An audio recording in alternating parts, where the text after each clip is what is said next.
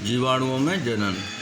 ठीक है, तो जीवाणुओं में जनन जो होता है वर्दी या कायक जनन होता है अथवा अलैंगिक जनन ही होता है। इनमें सत्य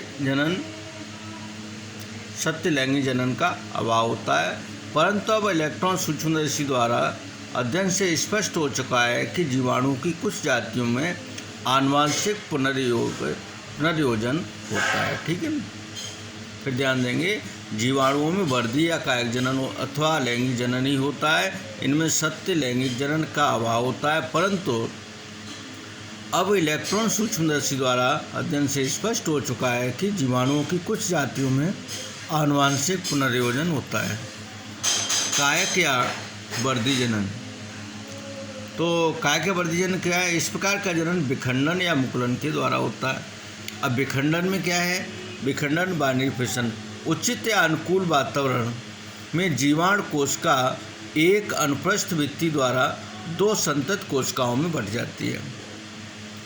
विखंडन से पूर्व कोशिका अपने आकार में बढ़ती है, फिर धीरे धीरे जीवद्रव्य के मध्य में संकीर्णन उत्पन्न होता है तथा अनुप्रस्थ भित्ति बनने के कारण दो बराबर भागों में विभाजित हो जाती है। ये दोनों भाग अलग होकर दो कोशिकाओं का निर्माण करते हैं। ठीक है, तो यहाँ पर आप देख रहे हैं कि ये जीवाणु है और एक जीवाणु में इसमें सेल वाल है, ये बाहरी आवरण, ये प्लाज्मा मेम्ब्रेन है, अंदर की सेल वाल बाहरी है, प्लाज्मा मेम्ब्रेन। अब इसमें डीएनए है और डीएनए में क्या होगा? रेप्लिकेशन क्रिया होगी, और रेप्लिकेशन क्रिया में क्या है कि ये जीवाणु दो डीएनए बनेंगे इसमें।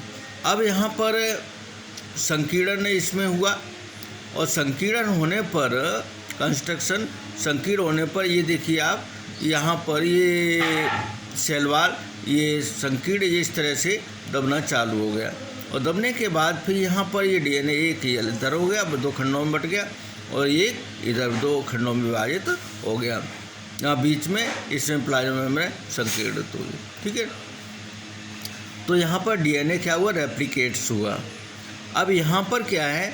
ये यहाँ से ये दो भागों में पूर्ण रूप से यहाँ पर एक ये बन जाएगा और एक जीवाणु इधर बना है। इस प्रकार से डॉटरल सेल्स सेपरेट्स अर्थात दोनों जीवाणु अलग अलग हो जाएंगे। इस प्रकार से ये संरचना होती है। अगला है मुकुलन द्वारा। ठीक है ना, बडिंग। इस विधि में जीवाणु कोशिका से उभार के रूप में समान रचना निकलती है जिसे मुकुल कहते हैं। फिर इसमें कोशिका द्रव तथा केंद्र की पदार्थ आ जाते हैं। पूर्ण विकसित होने पर संकीर्ण द्वारा अलग होकर नई कोशिका के रूप में कार्य करते हैं। ठीक है ना, तो इस प्रकार से एक मुकुलन के द्वारा भी जीवाणु में जनन होता है। ठीक है, तो यहाँ पर देखेंगे ये जीवाणु है और डीएनए रेप्लिकेट्स हुआ, यहाँ पर एक ये मुकुल बना, बर्ड्स बना और बर्ड्स बनने का ये थोड़ी और वृद्धि की और वृद्धि करने के साथ साथ एक डीएनए थोड़ा सा इसमें आ गया, ये आया और इधर से दो भागों में बनना उठा। तो इस प्रकार से इसमें एक जीवाणु से दो जीवाणु बन गए। तो इस प्रकार से मुकुलन के द्वारा जनन होता है। ठीक है ना।